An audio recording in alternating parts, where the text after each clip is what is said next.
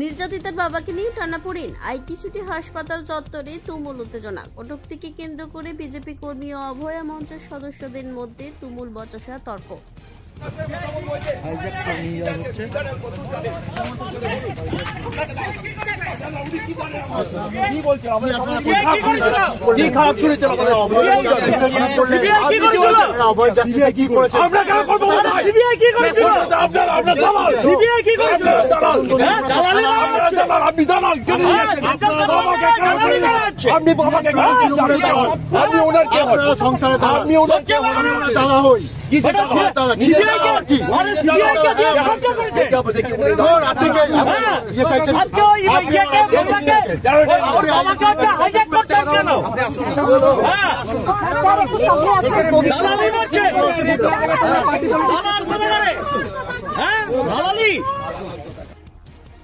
প্রথমে বিজেপির যুবনেতা পারিজাত গাঙ্গুলি নির্যাতিতার ডাক্তারি পড়ুয়ার বাবাকে নিয়ে হাসপাতালে ঢুকলে কথা বলতে যান অভয়া মঞ্চের সদস্যরা, কিন্তু বিজেপির যুবনেতা পারিজাত গাঙ্গুলি ডাক্তারি পড়ুয়ার বাবাকে নিয়ে চলে যেতে গেলেই শুরু হয় বিতর্ক।